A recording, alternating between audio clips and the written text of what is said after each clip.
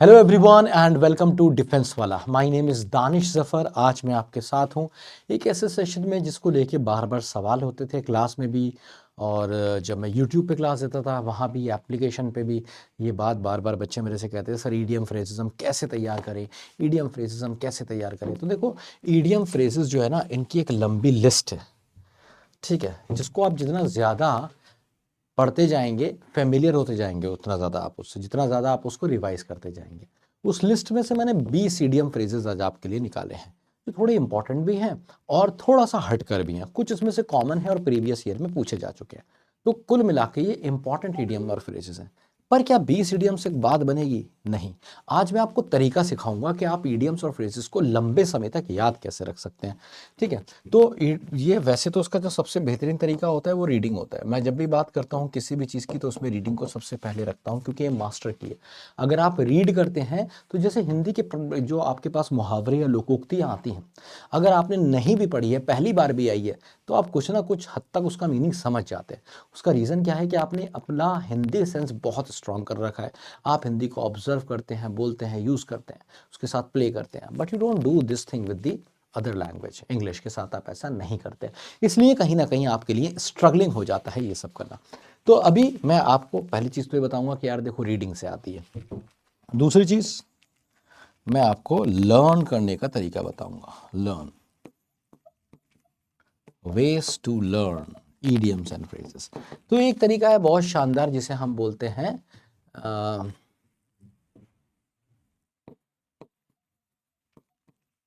Mnemonic. आप कोई ना कोई कहानी आपको ज़रूर मिल जाएगी, जो अंग्रेजी में ईडियम लिखा हुआ है उसी से रिलेटेड आपको एक कहानी मिलेगी, और आपको क्या कहानी करना है, उस कहानी के बेसिस पे उस ईडियम को याद रखना है। ये एक तरीका है। मैं कोशिश करूंगा कि क्लास छोटी से छोटी रहे, चीते की फुर्ती के साथ हम चलेंगे।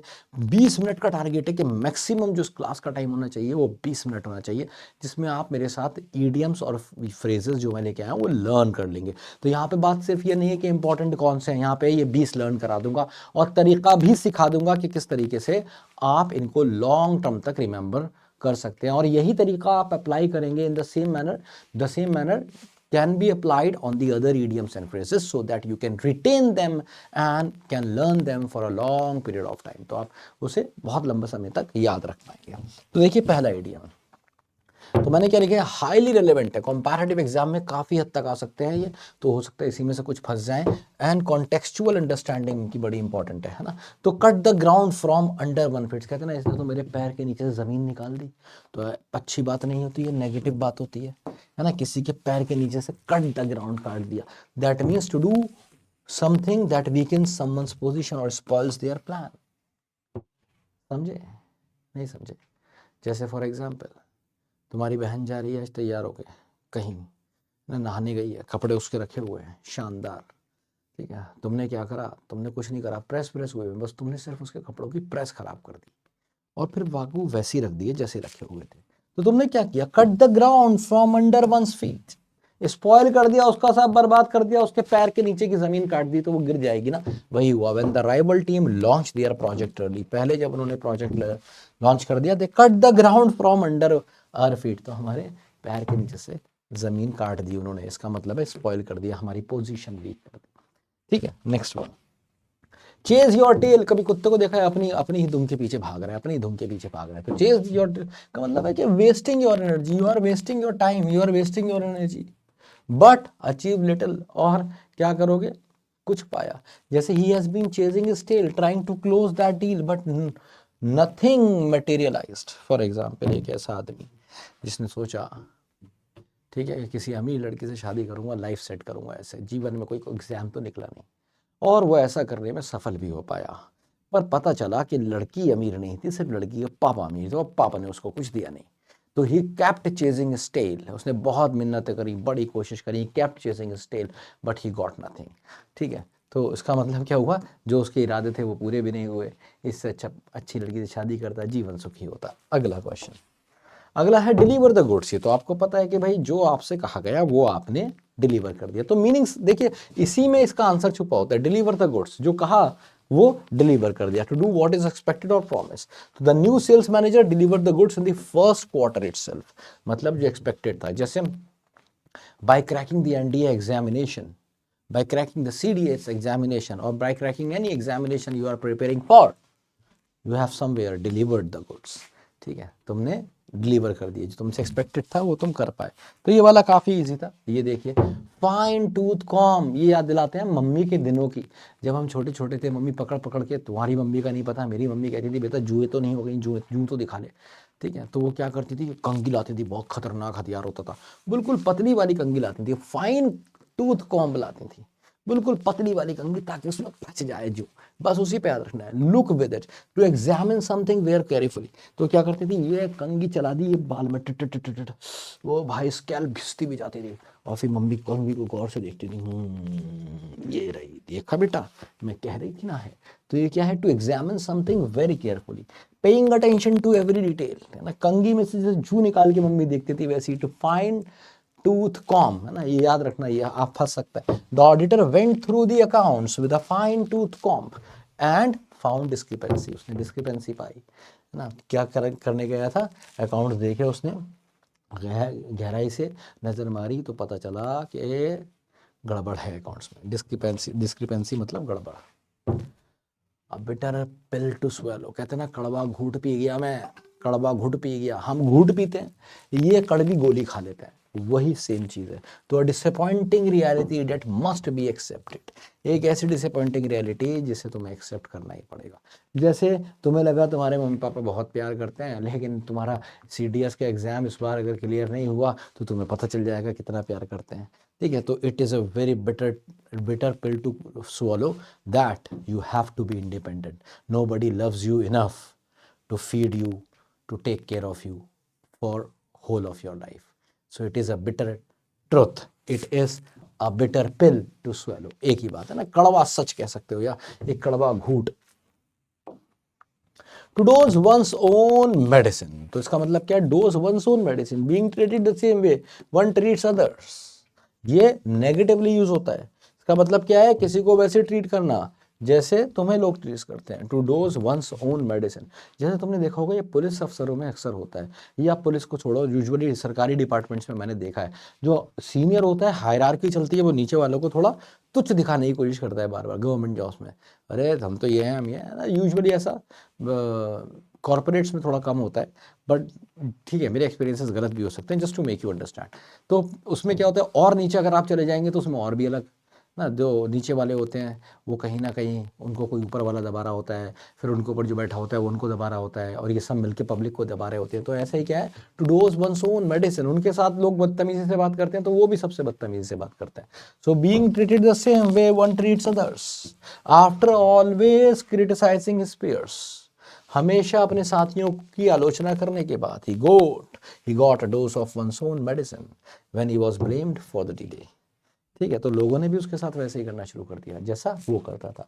ठीक है, जैसा तुम करते हो वैसा तुम्हारे साथ हो, that is called to dose one's own medicine. Back to the drawing board. अब कोई भी चीज अगर तुम प्लान कर रहे हो तो क्या करते हो भाई, कोई भी चीज प्लान करते हो तो उसका पहले मैप बनाते हो, ड्रॉ करते हो, रूट बनाते हो, मोडस ऑपरेंडी डिसाइड करते हो, उसके बाद उसको करना शुरू करते हो।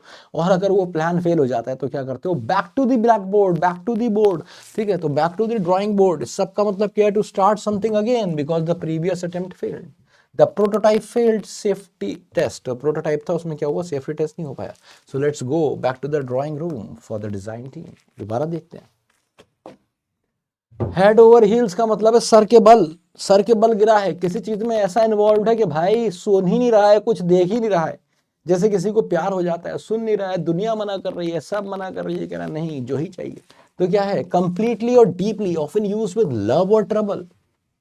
ठीक है, so he fell head over heels in love, ये भी है, he fell head over heels with the idea of joining the forces, मैं तो आर्मी में ही जाऊंगा, कुछ भी हो जाए आर्मी में ही जाऊंगा, इतना ज्यादा ऑब्सेस्ड हो गया कि तैयारी नहीं कर रहा, सिर्फ सोचे ही जा रहा है। तो ये क्या है, he fell head over heels, सर के बल गिर रहा है ना। हील्स क्या होती हैं, एड़ियां, सर पे एड़ियां लेके गिर रहा है बहुत बुरी तरीके से, मतलब बड़े डीपली, ऐसे याद रखना इन्हें। ठीक है, तो ये ट्रिक्स आप अपनी भी बना सकते हैं। जैसे वट वन ओन्स विट, सो विट का मतलब किससे होता है, विजडम से होता है, समझदारी से होता है, दिमाग से होता है। विट, एट विट्स एंड का मतलब है भाई उसने अपने सारे घोड़े खोल दिए दिमाग के, कहते हैं ना सारे घोड़े खोल दिए, सारा दम लगा दिया, इतना दिमाग में था। टू बी सो वरीड और confuse that you do not know what to do, समझ में नहीं आ रहा तुम्हें क्या करना है। The unit was at its wits end after repeated failures until, जब बार बार प्रैक्टिस में वो फेल हो रहे थे, उनके समझ में नहीं आया, कंफ्यूज हो गए, समझ में नहीं आया कैसे होगा, है ना। एट वंस विट्स एंड, तो विट्स के साथ एपोस्ट्रॉफी ऐसे, ये याद रखिए। अगला है hand over fist, hand over, ये rapidly and in large number, बहुत तेज है। अब देखो हैंड ओवर फिस्ट का क्या मतलब है, कोई तुम्हारे पंच करे और तुम पंच को एकदम हाथ से पकड़ लो, तो ये बड़ी रैपिड वाली बात होगी, ऐसे ऐसे याद रख सकते हो। तो हैंड ओवर फिस्ट मतलब बहुत तेजी के साथ, लार्ज नंबर में। दे वर लूजिंग ग्राउंड, हार रहे थे वो, कैसे, हैंड ओवर फिस्ट मतलब रैपिडली, बहुत तेजी के साथ हार रहे थे, ठीक है, बिकॉज ऑफ पुअर लॉजिस्टिक्स, क्योंकि उनके लॉजिस्टिक्स अच्छे नहीं थे, ठीक है भाई। अगला देखते हैं, डैगर्स ड्रॉन। डैगर क्या होता है, चाकू होता है, ठीक है।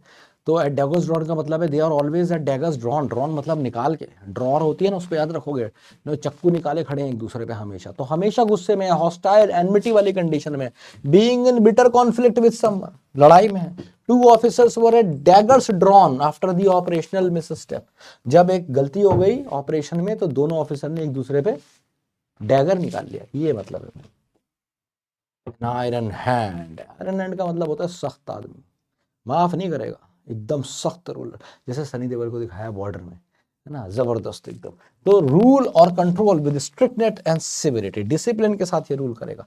तो commanding officer ran the training under an iron hand, no excuses allowed, नहीं बुखार है तो कोई बात नहीं है, आओ। तो द कमांडिंग ऑफिसर जो था, उसने ट्रेनिंग कैसे करी, अंडर एन आयरन हैंड, एक खतरनाक आदमी के अंडर में जो बेहतरीन रूल चलाता था।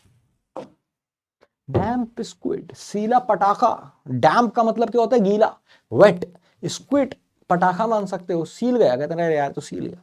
मान लो कोई बहुत ग्रैंड, तुमने आज, तुम्हारे दोस्त ने कहा भाई आज शादी करूंगा, ऐसी शानदार शादी, 20 लाख रुपए लगा दिया, 5-6 लाख रुपए की डेकोरेशन करा दी, 20 लाख रुपए ऊपर से ही लगे, मैं खाना वाना तो छोड़ो अलग, ठीक है, डेकोरेशन और इस सब के 20 लाख, लेकिन क्या कवर नहीं करवाया उसने, क्योंकि दिसंबर का महीना था और उम्मीद नहीं थी कि बारिश पड़ेगी, लेकिन भाई बारिश हो गई, खतरनाक बारिश हो गई, कोई इस डेकोरेशन को बचा नहीं पाया, तो क्या हुआ, something that fails to meet expectation, a disappointment, सोचा जिसके बारे में बहुत कुछ हो पर वो सीधा हुआ निकले, तो क्या है, the grand manoeuvre turned out to be a damp squid, damp squid का मतलब है सीला पटाखा, सीला पटाखा, सॉल्ट ऑफ द अर्थ, जानते हो उसका मतलब, इसका मतलब होता है मजबूत आदमी, ऐसा आदमी जिसकी जरूरत हो दुनिया को, person is very good and honest ना, जो ईमानदार भी है और बड़ा अच्छा आदमी है। जैसे हम एपीजे अब्दुल कलाम के लिए कह सकते हैं कि was the salt of the अर्थ,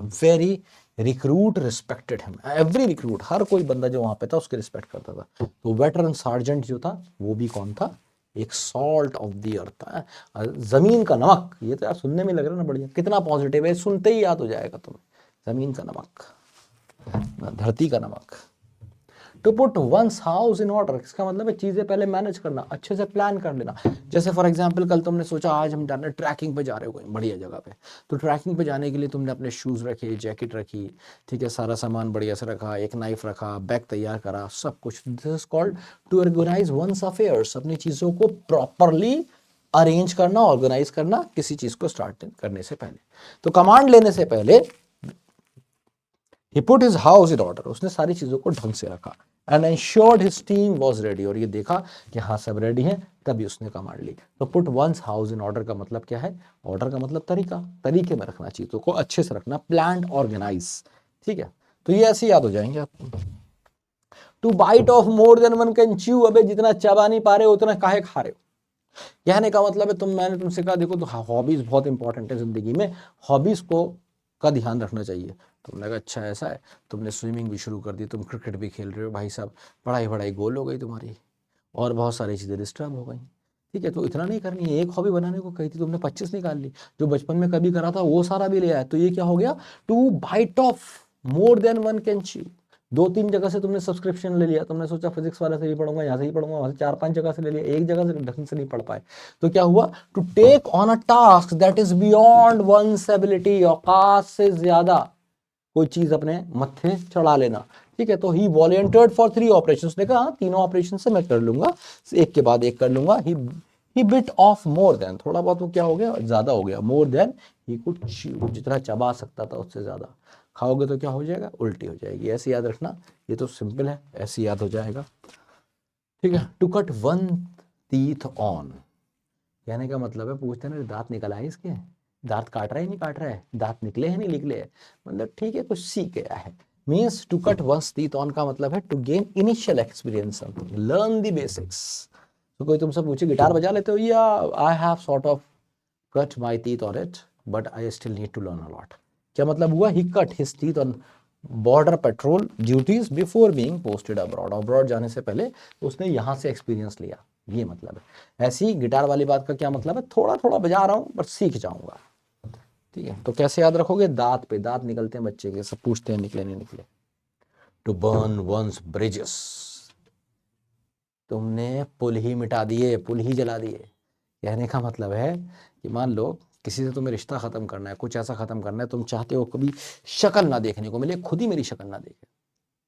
ठीक है, तुमने उसे बहुत समझाया कि देखो भाई हमारा तुम्हारा नहीं हो सकता है, मुझे अभी पढ़ना है, तुम्हें अभी शादी करनी है, नॉट पॉसिबल है, बहुत समझाया, नहीं मान रहा है, हर तरीके से फ़ोन कर लिया, बता दिया, नहीं मान रहा है। ठीक है, तुम कह रहे हो कि देख भाई, कह रहा है कि नहीं ऐसे मत करो मेरे साथ, मैं तुम्हारे बिना नहीं रह पाऊंगा। ये कह रही है अभी रह ले, 3-4 साल रह ले, मैं ऑफिसर बन जाऊँ, इंतजार कर ले, तब तक तू भी कुछ बन जा।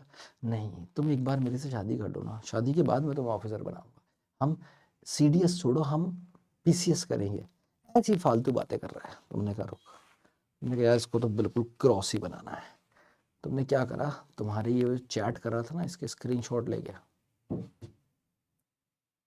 इसके पापा को भेज दिए कि अंकल समझा रही हूँ, बहुत समझाया कि आपका पैसा वेस्ट ना करे, बहुत समझाया अंकल इसको, लेकिन मान ही नहीं रहा है। मैंने इसको ये भी बोल दिया कि 4 साल रुक जा, ठीक है, 4 साल रुकने के बाद हम देख लेंगे, अंकल बहुत अच्छे हैं हर तरीके से, अंकल आप ही इसको समझाओ।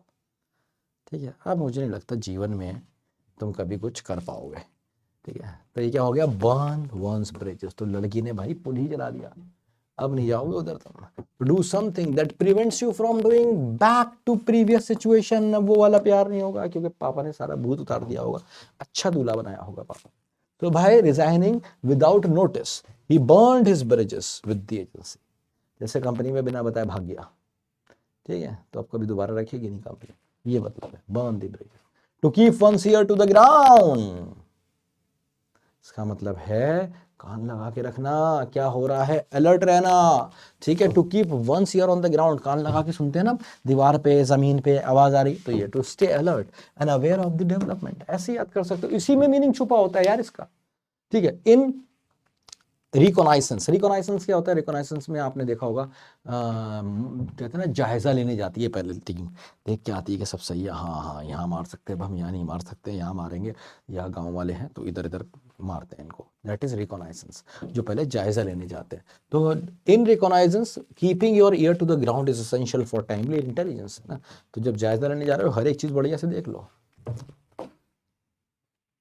To be in the doldrums, to be in the doldrums का मतलब क्या होगा कि रुक गए हो यार, थक गए हो और करने की इच्छा नहीं। जैसे फॉर एग्जाम्पल क्या होता है, तुमने बहुत तैयारी करी है, 12th में अच्छे नंबर से पास हुए, साथ ही साथ ग्रेजुएशन बढ़िया से कर रहे थे, CDS का एग्जाम क्रैक किया, उसके बाद ट्रेनिंग ली 1 साल की, अब तुम्हें ट्रेनिंग पे बड़ी खतरनाक जगह भेज दिया, तुम थक गए हो, तुम चाह रहे हो यार शुरू की 1 साल की, ये मतलब अभी जो पोस्टिंग हुई है पहली बड़ी खतरनाक हुई, तुम चाह रहे थे यार थोड़ा आसान हो जाए, स्टैग्नेंट फील कर रहे हो, रुका हुआ फील कर रहे हो। ठीक है, रीजिनोवेशन चाहिए तुम्हें, पर वहाँ पे फिर तुम्हारी किसी से दोस्ती हो जाती है और दोस्ती नई फूल खिला देती है। तो यही मतलब है to be in the doldrums, to be in the state of stagnation, रुक जाते हो, लो स्पिरिट और इनएक्टिविटी, मन नहीं करता काम करने का। जैसे कभी कभी होता है ना, एग्जाम्स में लगातार आदमी पढ़ा ही जा रहा है, छुट्टी ही नहीं मिली है कोई, और फिर एग्जाम्स के बाद अगले दिन तुम्हें पता चलता है बस आज आखिरी एग्जाम है, ठीक है, 1 दिन और पढ़ना है, तो उस दिन क्या होता है, यू आर इन डोल्ड्रम्स, बिल्कुल मन नहीं करता पढ़ने का। After the mission was cancelled the unit was in doldrums for weeks. तो भाई समरी क्या है, समरी ये है, मैं आपको बताता हूं कि रीडिंग से आते हैं ये सब कुछ, बिना रीडिंग के आप इन्हें नहीं सीख सकते। दूसरी चीज, अगर आप निमोनिक मतलब कोई स्टोरी अगर आप उसके साथ कनेक्ट कर लेंगे, कोई बात कनेक्ट कर लेंगे, तो वो आपको लॉन्ग टर्म में याद रहेगी। अब मैं आपको गारंटी देता हूँ इनमें से अगर कोई इडियम आएगा तो आप कर जाएंगे, क्योंकि स्टोरी भी कनेक्टेड है उससे, उसकी हिंदी भी आपको पता है, कोई ना कोई वर्ड भी मैंने उससे लिंक करके आपको याद कराया। यही तरीका आपको अपनाना है जब भी आप इडियम्स और फ्रेजेस याद करेंगे। इनकी कोई हद नहीं होती, इनकी कोई लिमिट नहीं होती, और नहीं कहा जा सकता कि यही सबसे ज़्यादा इंपॉर्टेंट है। ठीक है, कुछ भी पूछा जा सकता है, इसलिए तैयारी ज़बरदस्त करें। कैसे? रीडिंग के साथ और निमोनिक्स के साथ। ये हमारे सोशल मीडिया हैंडल्स हैं, अगर आप चाहें तो हमें इस पे भी फॉलो कर सकते हैं। और बाकी आज के लिए इतना ही काफ़ी है। मुझे ज़रूर बताइएगा ये छोटा सा सेशन आपको कैसा लगा।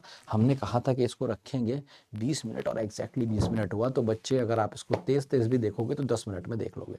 ठीक है, तो मुझे ज़रूर बताइएगा ये क्लास कैसी लगी, और इस तरह के और सेशंस अगर आपको चाहिए तो भी मुझे कमेंट बॉक्स में ज़रूर बताना है। अपना ख्याल रखिए, पढ़ते रहिए, सीखते रहिए, और मोस्ट इंपॉर्टेंटली ज़िंदगी में उतारते रहिए। Love you all. जय हिंद, जय भारत।